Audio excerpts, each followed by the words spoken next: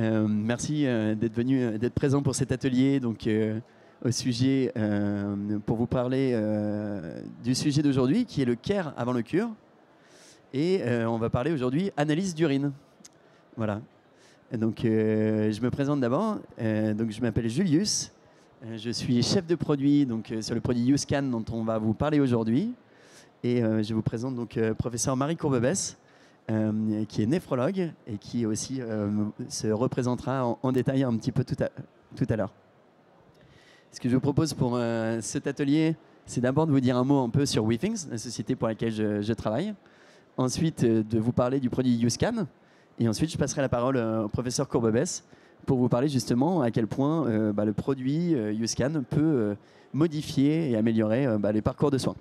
Et on se gardera une dizaine de minutes, on l'espère, pour justement des questions-réponses, répondre toutes vos questions.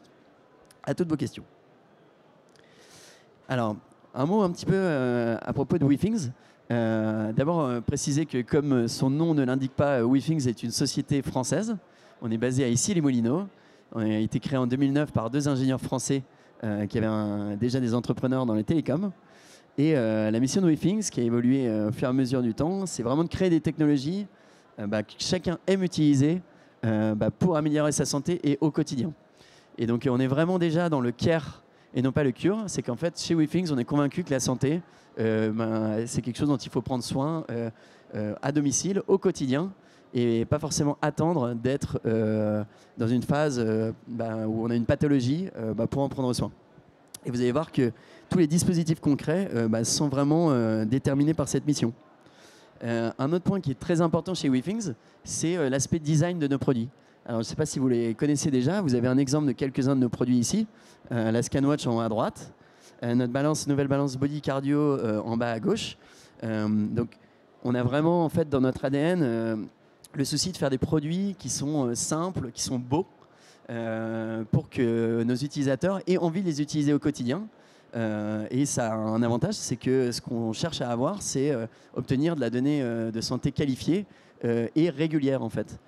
Puisque comme on vous le disait dans notre mission, l'enjeu de WeThings, c'est vraiment de prendre soin au quotidien de sa santé. Et donc il y a une stat dont on est très fier chez WeThings, c'est qu'aujourd'hui, 70% de nos utilisateurs continuent d'utiliser les produits WeThings après 3 ans. Et donc ça, c'est une grosse différence par rapport à énormément de fabricants de produits électroniques grand public. C'est qu'on fait des produits que les gens aiment utiliser et gardent dans la durée. Donc, on a aussi, comme on parle de santé, vous avez compris qu'on fait des produits qui ont des fonctionnalités médicales. Et aujourd'hui, on a en fait des produits qui sont validés cliniquement pour des fonctionnalités médicales. Alors, on a des produits validés cliniquement comme notre gamme de tensiomètre, notre thermomètre connecté, mais on a également des fonctionnalités médicales sur nos balances, sur nos montres, comme par exemple la fonctionnalité de pouvoir faire un ECG directement sur la montre ou de pouvoir mesurer la rigidité artérielle via notre balance. Donc, on a tout un tas vraiment de fonctions, de fonctionnalités validées cliniquement. Ensuite, je vous le disais, en fait, WeThings aujourd'hui, c'est vrai que je ne l'ai pas précisé, donc on est à peu près 320 personnes, on a 5 bureaux dans le monde, on est présent dans 40 pays et on a vendu, pour vous donner une échelle, à peu près 1 million d'utilisateurs, 1 million de produits l'année dernière. Donc 1 million de nouveaux utilisateurs ont installé nos produits dernièrement. Donc c'est un chiffre dont on est très fiers. Il y a un autre aspect qui est très important, c'est que comme on s'adresse directement aux utilisateurs, à l'origine WeThings est une boîte vraiment qui s'adresse directement à ses utilisateurs, on accorde une importance particulière à éduquer aussi les utilisateurs sur ces données. Donc qu'est-ce qu'elles signifient, quels sont finalement comment interpréter ces résultats. Et donc sans uniquement mettre à disposition ces données, on cherche chez WeThings à vraiment les rendre compréhensibles et expliquer à nos utilisateurs comment ils peuvent agir dessus pour rester en bonne santé. Ici, c'est un petit peu, si vous voulez, un historique de la société, un peu depuis sa fondation. Donc, on a vraiment démarré on a été pionnier, en fait, WeThings, dans la création de la toute première balance connectée. Aujourd'hui, ça paraît commun de pouvoir suivre son poids dans la durée via une balance connectée, mais c'est WeThings qui l'a fait pour la première fois. Et au fur et à mesure du temps, comme je vous le disais, on a développé des montres connectées, des tensiomètres, un capteur sommeil, voilà, une gamme très large de produits hardware, mais aussi de solutions à destination des particuliers et de l'écosystème de la santé. Et vous allez voir que dans la continuité en fait, de ce développement d'écosystème, on est très fiers et heureux cette année d'annoncer la création d'une nouvelle gamme chez Withings dédiée à l'analyse d'urine. Juste un petit mot sur aujourd'hui, on propose chez Withings du coup le plus large portefeuille de produits connectés puisque tous ces objets, en fait, la donnée qu'ils génèrent est centralisée dans notre application qui s'appelle Withings, l'application Withings. Donc vous avez accès en fait à toutes vos données via l'application, que ce soit du sommeil, de l'activité, du poids. Aujourd'hui, on a plus d'une 70 familles de brevets sur nos produits. Et on collabore aussi énormément avec le milieu de la recherche médicale, le milieu clinique aussi. Donc il y a énormément d'études cliniques, plus de 150 aujourd'hui, qui ont utilisé nos dispositifs pour vraiment remonter la donnée. Et on détecte sur notre portefeuille de produits jusqu'à 20 biomarqueurs, dont 12 qui sont exclusifs, à l'instar de la vitesse d'onde de Poole, donc rigidité artérielle, qui est un exemple de ce qu'on détecte sur la balance. Et on est aujourd'hui les seuls chez Withings à pouvoir à donner accès à ce biomarqueur via notre balance. Donc je vous en parlais. Maintenant, j'aimerais vous parler de YouScan, qui est le produit dont j'ai eu la chance de développer durant ces dernières années. Et donc, c'est une nouvelle catégorie chez Withings dédiée à l'analyse d'urine.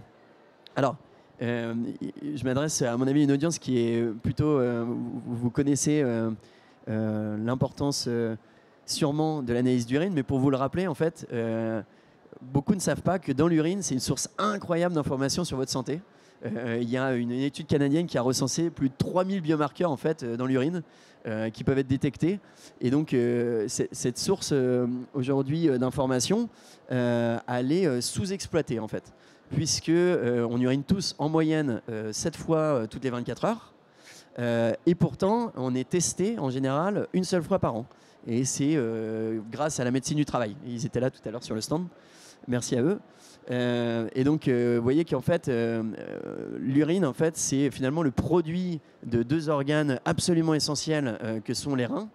Et les reins ont un rôle en fait de filtration du sang et donc éliminent les déchets et aussi l'excès de liquide du sang. Donc voilà, une source d'information inexploitée, sous-exploitée. Et en creusant vraiment ce sujet, on s'est aperçu qu'il y avait plein aujourd'hui de points de friction en fait, dans l'analyse d'urine. Donc il y a deux grandes familles de résultats, de manières de se tester aujourd'hui. Il y a des tests urinaires classiques que vous pouvez acheter en pharmacie. Ces tests, ils sont accessibles en termes de prix, ils sont aussi disponibles en pharmacie. Ils ont aussi plusieurs contraintes, c'est-à-dire que c'est difficile finalement aujourd'hui de faire un test. Il y a de la manipulation qui n'est pas pratique en fait. Beaucoup de gens vous diront, voilà, on se fait un peu pipi dessus quand il faut faire une analyse d'urine. C'est pas pratique pour faire une analyse régulière. Il y a aussi une méconnaissance de quand est-ce qu'il faut faire un échantillon au bon moment. On est aussi un peu livré avec les résultats. C'est souvent un résultat qui est visuel, qu'il faut comparer avec un arc-en-ciel de couleurs. Donc voilà, il y a pas mal de friction sur cette méthode-là. Il y a une autre méthode qui est d'aller dans un laboratoire. Alors nous, on ne cherche pas du tout à se substituer aux tests en laboratoire qui donnent vraiment des informations extrêmement précises et complètes. Cependant, il y a beaucoup de friction aussi à se rendre en laboratoire, à être dans la bonne disposition pour ce test en laboratoire. Ça a un coût pour le système et pour l'analyse. On reçoit aussi ces résultats, on ne sait pas forcément quoi en faire. Et donc, nous, on a vraiment en fait, identifié qu'il y avait une solution à inventer entre ces deux types de solutions. Et donc, le brief en fait qu'on s'était fixé, et c'est par rapport à notre ADN dont je vous ai parlé, de faire un produit qui soit simple, c'est de faire finalement une analyse d'urine qui soit simple comme bonjour. Donc voilà, c'est un slogan un peu accrocheur, mais c'était vraiment notre brief, de dire quelqu'un puisse aller aux toilettes, ne pas avoir à réfléchir à faire une analyse, ne pas avoir à se dire ah il faut que je sorte tel ou tel dispositif pour m'analyser, mais simplement aller aux toilettes, uriner et recevoir ses données de santé. Et donc, ça nous a pris quand même 4 ans de développement chez Withings. On a eu énormément de challenges à résoudre et on est très fiers d'avoir déposé 13 familles de brevets sur le produit. Et du coup, le résultat, c'est YouScan. Donc YouScan, comme vous le voyez, c'est le premier laboratoire d'analyse d'urine qui est connecté, on dit sans contact, et à domicile. Donc tous les points sont importants. Ici, vous avez une représentation à gauche de comment en fait il se fixe dans le toilette, puisque une des particularités du produit, c'est qu'il est à installer directement dans votre toilette. Et une fois qu'il est installé, eh bien, vous pouvez l'oublier pendant une durée qui correspond à la cartouche à l'intérieur. Je vais revenir dessus. Et donc, jusqu'à 3 mois, vous n'avez pas à vous soucier de votre produit et simplement uriner dans votre toilette. Et donc, le produit, en fait, il est grand comme ça, comme la paume d'une main. Et donc, il paraît assez simple et design comme ça, mais il est bourré de technologie pour pouvoir offrir cette expérience utilisateur. Donc, pour vous décrire, en fait, finalement, qu'est-ce qu'il y a dans ce galet? Donc, il y a vraiment 3 particularités dans ce produit. La première, c'est on a un système donc, de reader, donc, qui est le premier. Donc, c'est un lecteur. Et ça vraiment, son point différenciant, c'est de permettre cette collecte d'urine sans effort. Donc vraiment, ne pas avoir à y penser. Je vais revenir sur un peu à comment ça fonctionne. Le second, c'est qu'en fait, donc, le produit, comme vous l'imaginez, est complètement étanche quand il est fermé. Et vous pouvez le dévisser, hop, comme ça. Et en fait, accéder à un système de cartouches interchangeables à l'intérieur du produit. Pourquoi en fait c'est intéressant? C'est que en fait ce système de cartouches interchangeables permet de la modularité. Donc en fait on a vraiment créé une plateforme qui vise à terme à pouvoir exploiter tout le potentiel de l'analyse d'urine dont je vous ai parlé. Et donc en fonction des biomarqueurs que vous allez vouloir analyser pour tel ou tel besoin, eh bien on va pouvoir développer des cartouches dédiées qui répondent à ce besoin. Le troisième, c'est un guide d'amélioration de santé. Donc l'application joue un rôle, l'application WeThings, sur lequel vous recevez les données des autres devices WeThings, joue un rôle très important pour vous guider sur quand est le meilleur moment pour tester. Il va vous permettre d'être testé automatiquement aussi. Et aussi, vous allez pouvoir recevoir sans effort vos informations et être guidé sur ces informations.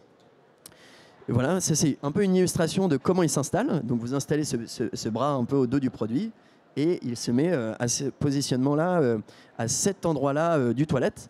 Donc pour les hommes, il faut être plutôt en position assise et pour les femmes aussi. Et on a fait des études pour prouver qu'il n'y a pas besoin de viser, simplement uriner normalement. Et la forme du produit, en fait, est tout à fait particulière. Donc c'est un des premiers brevets qu'on a déposé.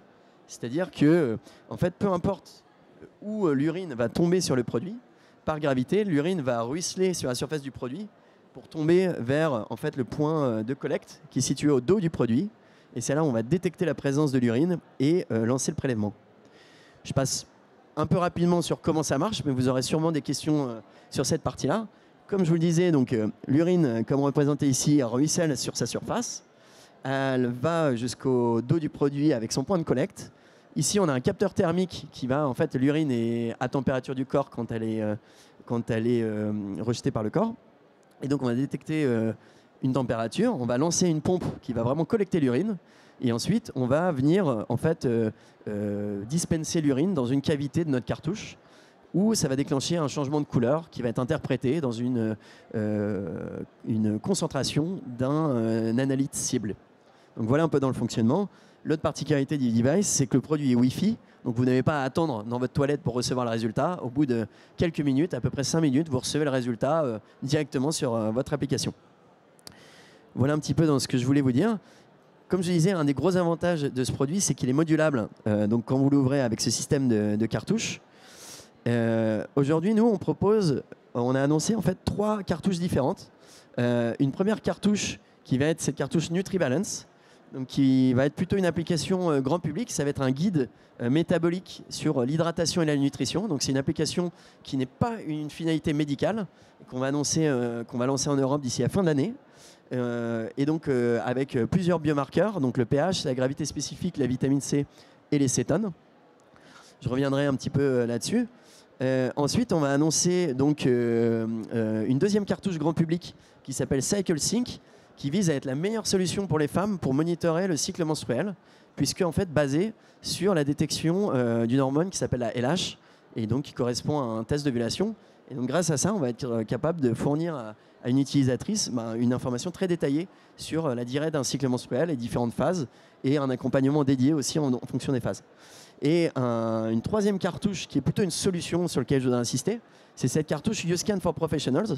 C'est-à-dire que chez WeThings, on a intégré, en fait, on a développé toute cette particularité de pouvoir faire des cartouches custom à la demande en fonction, par exemple, ça peut être pour de la recherche, ça peut être pour des études cliniques, mais ça peut être également pour des plateformes de suivi à distance de patients.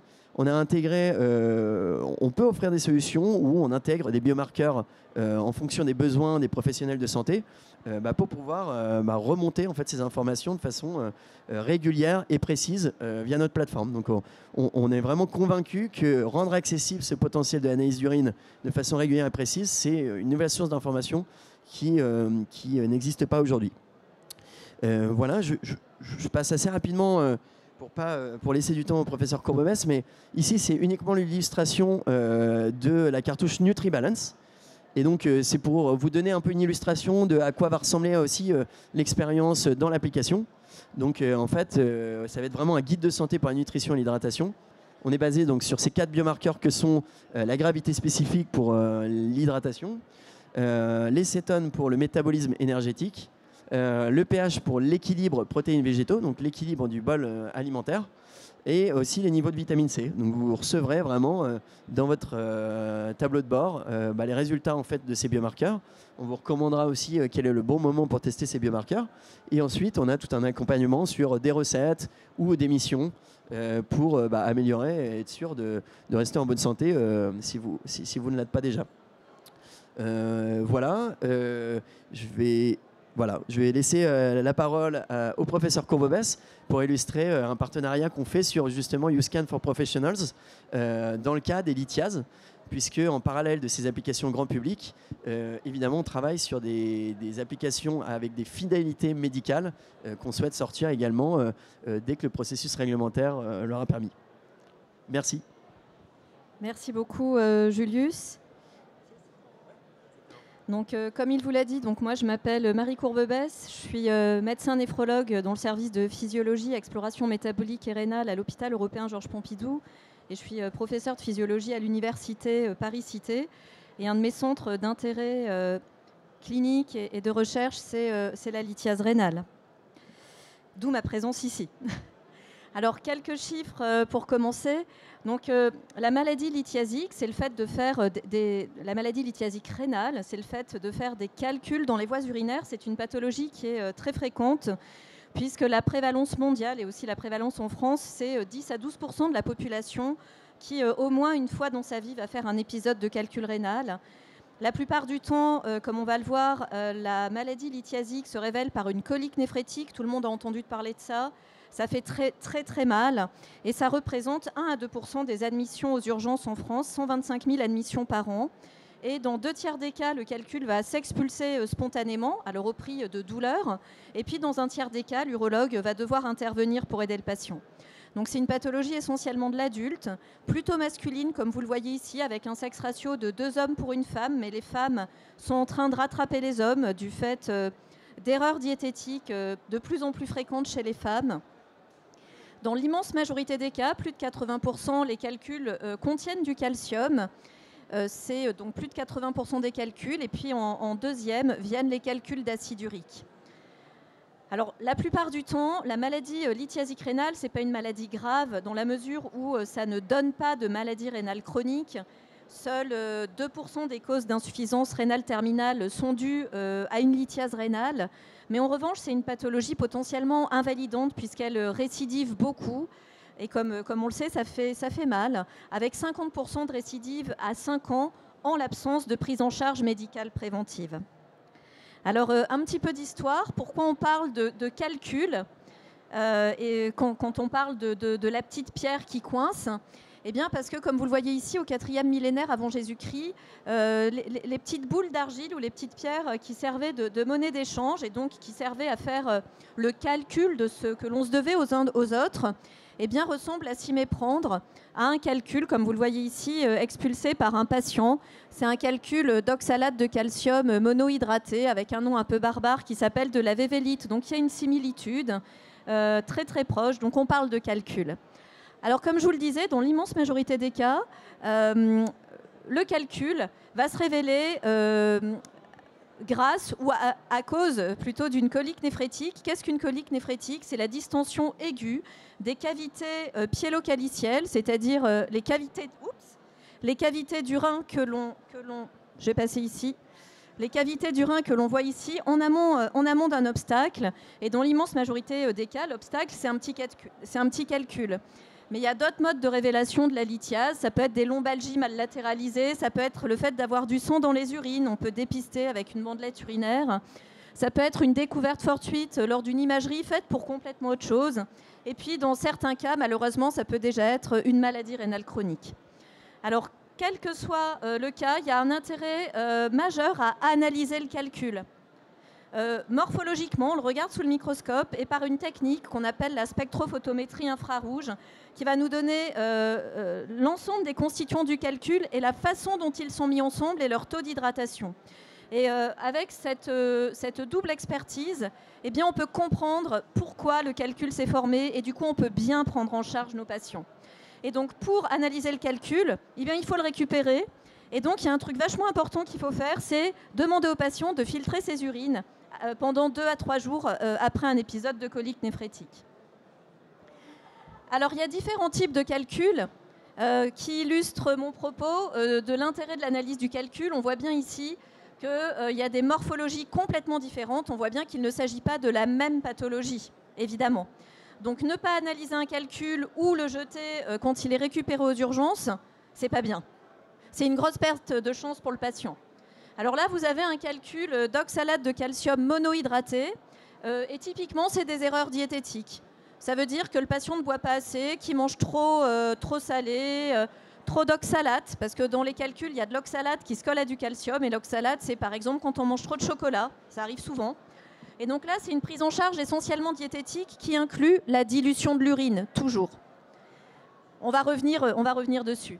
Là, c'est un calcul aussi d'oxalate de calcium, mais pas monohydraté, dihydraté. Vous voyez, ça n'a rien à voir.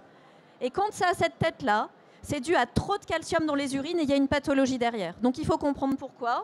Et dans ce cas, quand il y a vraiment trop de calcium dans les urines, on peut volontiers associer un traitement médicamenteux par un diurétique spécifique. Là, vous avez un calcul d'acide urique, dont le traitement préventif repose aussi sur la prise en charge diététique. Souvent, c'est des patients diabétiques ou qui ont un syndrome métabolique, des gros mangeurs, c'est les repas de chasseurs, riches en purine, les gibiers, les abats. Donc là, il faut diluer les urines et aussi alcaliniser, c'est-à-dire faire monter le pH des urines. Ça va prévenir la récidive. Et ça, c'est important parce que ce type de calcul-là, l'acide urique, c'est le seul type de calcul qu'on peut réussir à dissoudre complètement en alcalinisant encore plus les urines. Ça peut éviter des interventions urologiques.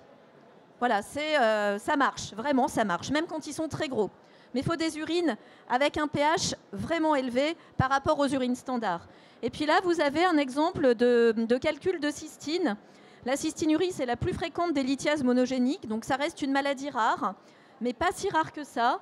Et là, le traitement préventif, c'est aussi diluer les urines, mais cette fois-ci avec un objectif bien plus élevé, plus de 3 litres par jour, et alcaliniser les urines avec un pH vraiment important, entre 7,5 et 8. Donc là, vraiment, c'est une prise en charge très, très rapprochée. Diapo suivante. Alors, dans tous les cas, vous avez pu remarquer qu'il faut diluer les urines. Et donc, pour atteindre des objectifs assez précis. Alors, pour savoir si on a assez uriné, vous avez vu que la cible, c'était des fois 2 litres, des fois 3 litres par jour pour les maladies génétiques plus graves, comme la cystinurie. Bien évidemment, le patient, il ne va pas recueillir ses urines tous les jours sur 24 heures pour savoir s'il a fait assez pipi. Ça, ce n'est pas possible. Donc, ce qu'on peut utiliser comme outil, c'est la densité urinaire, ou specific gravity en anglais. La densité urinaire, elle est corrélée, comme vous le voyez ici, au volume de diurèse. La diurèse, c'est le volume d'urine émis par 24 heures. Et vous voyez qu'une densité urinaire de 1012 à peu près correspond au fait d'avoir uriné 2 litres. Et quand on est inférieur ou égal à 1005, on a uriné au moins 3 litres. Donc nos cibles, elles sont soit là, soit là. Pourquoi il faut diluer les urines? Parce que les cristaux qui sont à l'origine de la formation des calculs, bien évidemment, ils ont moins de chances, et c'est ce que je dis à mes patients, moins de chances de se rencontrer dans cette pipi que dans cette pipi. Donc c'est la base du traitement médical préventif. Comment on fait pour monitorer la densité urinaire? On a le système de bandelettes urinaires. Il faut faire pipi dans un petit pot, tremper la bandelette, savoir lire l'échelle de couleur. On demande actuellement à nos patients de reporter les chiffres sur une petite feuille. Alors autant vous le dire que moi je suis plus de 300 patients lithiasiques. Très peu sont ceux qui le font correctement parce que c'est très contraignant, donc c'est très décevant comme autosurveillance à domicile. Et pourtant c'est la clé du traitement médical préventif. Et puis, il y a évidemment le dispositif YouScan dédié aux patients lithiasiques qui peut monitorer la densité urinaire, vous imaginez, puisque c'est important pour tous les types de calculs, et on va le voir, également le pH urinaire. Alors, le pH urinaire, diapo suivante. Le pH urinaire, je vous en ai parlé pour la lithiase urique et pour la cystine. Vous avez ici la courbe de solubilité de l'acide urique où on voit que la solubilité des cristaux de cystine augmente de façon exponentielle avec le pH, avec un pH optimal qui se situe, pardon, là ça a été coupé, entre 6 et 7. Voilà, donc ça c'est important, la C6, la C7. Et pour la cystine, un pH optimal, et ça on l'a publié dans le service, qui est entre 7,5 et 8. Donc c'est pas pareil, hein. Le pH, c'est une échelle logarithmique de la concentration de protons. Donc passer de 7 à 7,5, ça implique un gros effort. C'est pas du tout la même chose. Hein, ça paraît petit comme ça, mais c'est une transformation logarithmique. Donc là, vous avez les différentes cibles que l'on donne aux patients en prévention primaire de la lithiase urique. Pour éviter la formation de calculs, il faut être entre 6,5 et 7. Pour diluer des calculs en place, 6,5 plutôt jusqu'à 7,5, il faut monter plus.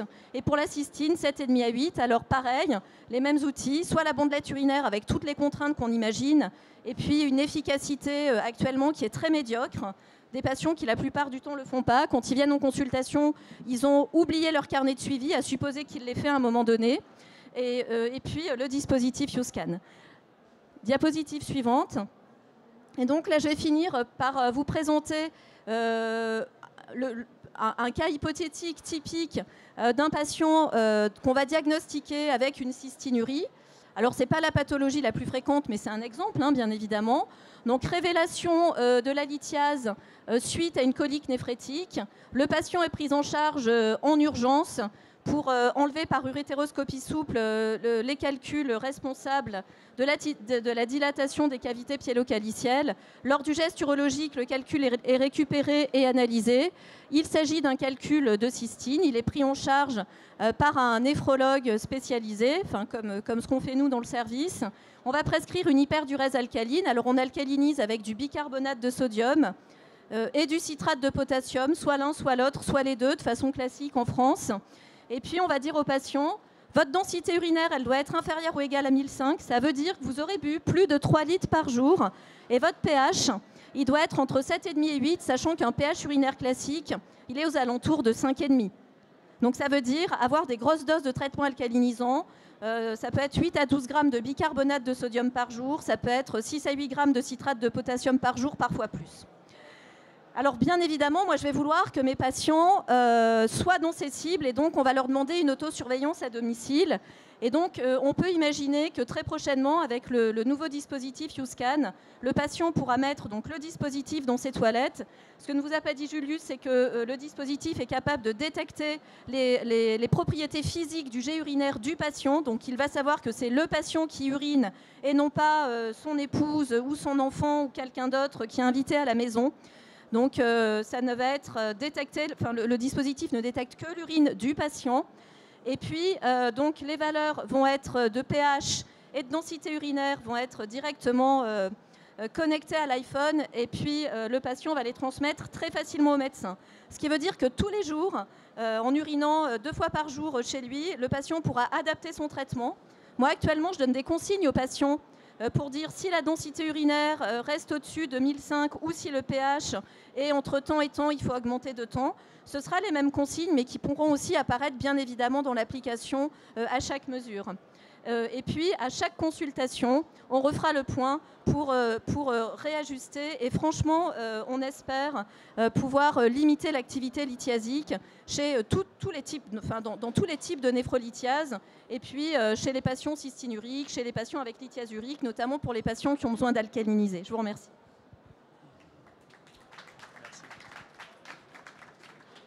Et bravo pour le timing. Merci beaucoup, professeur. Il nous reste du coup 10 minutes. Ah, il y avait cette slide-là aussi. Je ne sais pas si vous voulez en dire un mot. Ah oui, bah, je vous laisse juste 2 minutes. Ok, donc alors, je pensais que Julius allait la faire. Alors, non, mais c'est bien. Ça me va très bien. Donc, pour tester de façon rationnelle l'utilité du dispositif YouScan en comparaison, donc que vous voyez ici, en comparaison à l'outil de suivi assez archaïque, dans le fond, que l'on a actuellement, c'est-à-dire la bandelette urinaire. Alors, c'est vrai que ça coûte pas cher, les bandelettes urinaires, mais elles ne sont pas remboursées par la sécurité sociale. Et nous, actuellement, en espérant augmenter l'adhérence des patients à leur autosurveillance, on donne les bandelettes urinaires aux patients qui viennent dans le service. On leur donne. Et on leur fournit aussi le carnet de suivi. Ça marche quand même pas très bien. Et donc, on a designé une étude dont le but est de démontrer l'utilité du dispositif YouScan dans le suivi des patients avec lithiase urinaire nécessitant une dilution et une alcalinisation des urines, donc l'étude duale, dont l'objectif principal sera de comparer le nombre de jours sur une période de 3 mois. C'est la durée, donc c'est pas pris par hasard parce que c'est la durée de la cartouche avec les bandelettes urinaires miniaturisées. Donc, ou des données interprétables sur une période de 3 mois concernant le pH et la densité urinaire seront obtenues avec respectivement soit la bandelette urinaire classique, soit le dispositif YouScan. Donc, on va inclure des patients cystinuriques ou ayant une lithiase urique, soit déjà suivis, soit incidents. Donc, ils seront stratifiés en fonction du fait qu'ils soient patients chroniques ou patients incidents. Et ils seront donc randomisés avec différents critères de stratification que je vous épargne là, pour utiliser soit YouScan, soit la bandelette urinaire, avec évidemment un suivi rapproché, différentes mesures, une enquête diététique pour pouvoir faire différents ajustements. Et donc, on espère pouvoir démontrer la supériorité de YouScan pour le suivi du traitement médical préventif. Merci beaucoup. Pour juste un mot de conclusion avant de passer aux questions-réponses. Donc, vous l'avez compris, on est très fiers chez WeThings de vous présenter donc, ce nouvel outil vraiment d'analyse d'urine qui doit vraiment permettre en fait, de rendre accessibles ces données de santé de façon précise et régulière. Et donc, on a créé une plateforme qui est différenciante dans l'expérience utilisateur qu'elle propose, qui est aussi différenciante dans sa modularité à pouvoir détecter différents biomarqueurs et également dans l'accompagnement en fait, qu'elle peut proposer via son application. Et donc, on est convaincu évidemment qu'il y a des applications grand public pour le care, vraiment, donc c'est-à-dire grand public sur la partie accompagnement au quotidien et aussi diagnostic et suivi de maladies chroniques. On est également convaincu qu'il y aura de nombreuses applications pour les professionnels de santé, comme je vous l'ai dit, et sur différentes typologies, que ce soit de la recherche à des études pour la partie justement études pharmaceutiques, etc. Et donc voilà, on est très heureux de vous le présenter. Et si vous avez des questions ou idées ou que vous voulez creuser des applications ensemble, on est sur le stand A11 qui est juste derrière ici. Donc je serais ravi de poursuivre les discussions. Et donc place aux questions-réponses et on va vous faire tourner un micro si vous avez des questions. Ouais. Hop. Tic. Hop. Allez. Je pense que ça marche pas. Ah si, c'est bon. Si, on vous entend. Déjà, merci beaucoup à tous les deux. Moi, j'ai 2 questions. Quand est-ce que sera disponible YouScan sur le marché français et à quel prix ? Oui. Alors, sur la disponibilité, donc, le YouScan il sera donc, disponible au cours du second semestre de cette année. Donc, on est actuellement dans notre justement stade d'étude de performance analytique et on le met sur le marché une fois les résultats obtenus. Donc, ce sera probablement fin d'année. Et il sera mis sur le marché avec les 2 premières cartouches grand public qu'on a annoncées, donc que je vous disais tout à l'heure, donc NutriBalance et CycleSync, qui n'ont pas une finalité médicale et uniquement sur le marché européen. Donc on a une stratégie de market access progressive, d'abord sur des finalités non médicales et en Europe, et ensuite on mettra donc toujours non médicales dans d'autres géographies et également sur des finalités médicales comme le suivi de calculs rénaux. Concernant le prix, donc, on a annoncé aujourd'hui que le prix serait autour de 499 € pour la plateforme et une première cartouche, donc qui peut durer, comme le professeur Courbebesse l'a dit, jusqu'à 3 mois d'utilisation.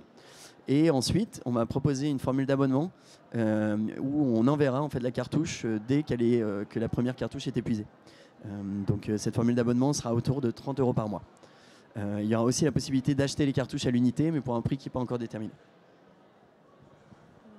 Merci beaucoup. J'ai aussi deux questions. Quand vous dites que c'est des applications à finalité non médicale, ça veut dire que c'est pas considéré comme un dispositif médical, c'est ça? Oui. Il n'y a pas les études Oui, je vous confirme. En fait, par exemple, NutriBalance est vraiment sa finalité est d'être un guide nutritionnel finalement. Donc pour encourager encourager un état d'être en bonne santé. Et donc ce n'est pas une finalité médicale au sens réglementaire dans la classification de notre produit, ce qui nous permet d'aller plus vite aussi sur le marché. Et donc en parallèle, on développe des finalités médicales, mais qui nécessitent forcément un processus réglementaire plus long, donc qui nécessite des études cliniques et l'approbation aussi des autorités avant une mise sur le marché. C'était lié à ma deuxième question sur le développement de nouvelles cartouches avec d'autres biomarqueurs. Il faut compter environ combien de... Alors ça dépend justement. En fait, aujourd'hui, on est intéressé d'avoir... en fait, notre approche, c'est on a développé vraiment cette capacité en interne de développer de nouvelles cartouches. Aujourd'hui, on invite des partenaires professionnels et dans la recherche à nous contacter pour nous faire part en fait de leurs besoins et on sélectionne en fait là où il y a le plus de demandes aujourd'hui pour développer ces cartouches, développer tout ce processus réglementaire qui est quand même long et coûteux et pouvoir les mettre sur le marché. Et donc les calculs rénaux, c'est une des demandes principales aujourd'hui qu'on a identifiées. Il y en a d'autres. Et donc c'est pour ça que je vous invite à venir échanger avec nous pour savoir si, par exemple, dans l'application que vous chercheriez à faire, quel serait un peu le calendrier et si on peut la faire. Il y a 3 critères qu'on prend en compte. Le premier critère, c'est quelle est la demande des autres professionnels qui nous ont contactés, donc, et la demande utilisateur. Le deuxième, c'est un critère de faisabilité, puisqu'aujourd'hui, on ne peut pas forcément développer tous les biomarqueurs immédiatement, même si on a vraiment une ouverture très large dans ce qu'on peut faire. Et le troisième, c'est le chemin réglementaire, du coup, de savoir de l'évaluer pour pouvoir vous donner une date à laquelle ce serait possible de proposer ce produit. Ok, allô? Oui. Ouais. Ok, bonjour. Merci pour cette présentation. J'avais juste 2 questions. La première question, c'était sur le prix, mais vous avez différencié le marché américain et le marché européen. Ouais. Pourquoi? Ça, c'est une première question. Et la deuxième question, c'était plus sur les marqueurs qu'on peut trouver dans l'urine. Oui. Si on regarde, par exemple, le nombre de... Ah. Non, c'est bon. Quelque chose de très grave est en train de se passer. C'est une simulation qui se trouve devant le plateau de BFM TV. Ah. Je vous passe tout de suite au docteur Viol. Nous sommes en présence d'un patient en train de convulser. Que se passe-t-il? Ah. Oui, donc là, on est en présence d'un patient qui a un mal. Ok, je continue, moi. Continue normalement. La deuxième question, c'était si on regarde, disons, les statistiques de la sécurité sociale sur tout ce qui est analyse urinaire dans les laboratoires, hors ECBU, on voit disons, une décrise, donc une diminution des analyses. Ouais. Alors, est-ce que dans le futur, il y a des marqueurs et des biomarqueurs très intéressants qui peuvent être utilisés pour le diagnostic ou comment? Oui, complètement. Alors, désolé, je vais essayer de parler le plus fort possible pour faire face à l'animation. Merci d'avoir augmenté le son. Première question, pourquoi on différencie marché européen et États-Unis? Parce que ce n'est pas du tout le même cadre réglementaire. Le terrain de jeu réglementaire en Europe, c'est vraiment un règlement qui s'appelle l'IVDR, donc les diagnostics in vitro. Aux États-Unis, c'est complètement différent. C'est une approche vraiment liée à la FDA. Ensuite, votre deuxième question sur... en fait, il est vrai qu'il y a de moins en moins de tests urinaires, alors que c'est un test qui est hyper nécessaire. Et c'est pour ça d'ailleurs que la sécurité du travail impose aux employeurs de faire un test urinaire une fois par an, puisqu'on peut diagnostiquer énormément de pathologies du rein. Je fais une aparté sur le fait que le rein, et Dr Courbebas pourra en parler mieux que moi, c'est un organe qui ne se régénère pas. Et donc, en fait, plus une pathologie rénale est diagnostiquée tôt, plus elle peut être prise en charge correctement. Alors que, contrairement à d'autres organes qui pourraient se régénérer. Et donc, par exemple, pour les pathologies rénales, où on va voir la présence de protéines dans les urines, qui est le signe que le rein ne fait plus sa fonction de filtration correctement, eh bien, il est important de pouvoir diagnostiquer ça. Mais une réponse que je voudrais apporter, c'est que notre dispositif, sa particularité, c'est de pouvoir faire des tests réguliers. Donc, c'est-à-dire, honnêtement, pour le diagnostic seul, il y a des dispositifs, la bande urinaire, d'autres dispositifs très intéressants qui peuvent le faire de façon ponctuelle. Et les laboratoires le font très bien. Un ECBU fera toujours des analyses plus détaillées que ce que nous, on pourra faire. Mais pour une analyse ponctuelle, ce ne sera pas forcément un pain trop fort. Par contre, nous, ce qu'on propose avec ce dispositif, c'est vraiment une approche régulière, des tests réguliers. Et ça, c'est nouveau. Et donc, on va plutôt privilégier le développement de biomarqueurs qui maximisent cet intérêt que permet le device. Je regarde l'heure. Il nous reste 5 minutes. Alors, j'ai une question très basique. Oui. Est-ce qu'on a besoin de charger le dispositif et comment ça se passe? Oui, merci. On a besoin de nettoyer à chaque fois et charger. Oui, c'est vrai.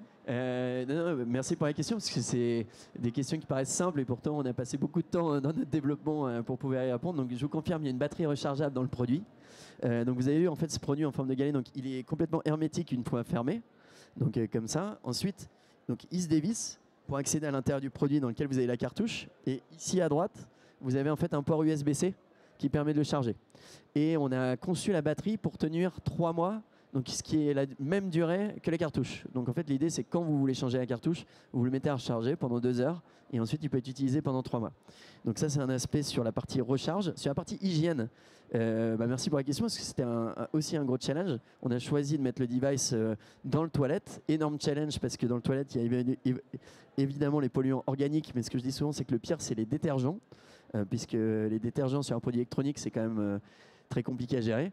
Aujourd'hui, le device, on a choisi un matériau qui est tout à fait spécifique pour ses propriétés, sa compatibilité avec les détergents. Il est aussi biostatique, donc les bactéries ne se développent pas sur sa surface. L'autre particularité, c'est que, vous l'avez vu dans l'endroit où il est positionné par rapport à l'hygiène, c'est que... Alors, bon, ça ne marche pas. En fait, le device, il va être nettoyé par la chaise d'eau. Donc en fait, à chaque fois que vous allez passer la chaise d'eau, un peu comme la cuvette de votre toilette, ça va rincer le device, donc il va rester en bon état. Et ensuite, on propose quand même une procédure de nettoyage à chaque fois que vous changez la cartouche, donc qui consiste à verser en fait un liquide de nettoyage qu'on fournit avec la cartouche sur le produit qu'on va collecter et qui va faire vraiment, en fait, si vous voulez, un clean complet du circuit à l'intérieur du produit. Donc ça, c'est à effectuer tous les 3 mois. Voilà. Peut-être une dernière question pour laisser la place à la conférence suivante. Bonjour, merci beaucoup, c'est super intéressant. Ma question, c'est juste pour savoir si vous avez entamé des discussions avec la sécurité sociale pour envisager un remboursement, par exemple. Alors, pas encore. C'est un processus. Tout à l'heure, ils sont passés sur le stand. Peut-être que vous travaillez. Non, pas encore. C'est un processus qui est très long et qui nécessite des études médico-économiques pour prouver en fait la valeur que propose le device. Moi, à titre personnel, je suis convaincu que ça a une valeur pour le système de sécurité sociale, pour ne serait-ce que prévenir, on l'a dit, 125 000 hospitalisations en service d'urgence. Ça a un coût pour les systèmes de la sécurité sociale. Donc éviter ça, c'est évidemment un gain pour la sécurité sociale. Ça, c'est pour le use case vraiment lithiase, mais il y a énormément d'autres pathologies sur lesquelles on peut vraiment faire des économies pour le système de la sécurité sociale. C'est quelque chose qui prend du temps. À titre d'expérience, sur nos autres catégories de produits, pour des devices qui sont déjà installés, on a vu que ça prenait 1 à 2 ans. Donc on va le faire par étapes, mais c'est évidemment quelque chose qu'on aimerait à terme pouvoir avoir un device qui soit remboursé pour les patients. Voilà, je vous remercie de votre attention et encore une fois, n'hésitez pas à venir nous voir au stand A11 juste à côté si vous avez des questions ou propositions. Merci. Merci.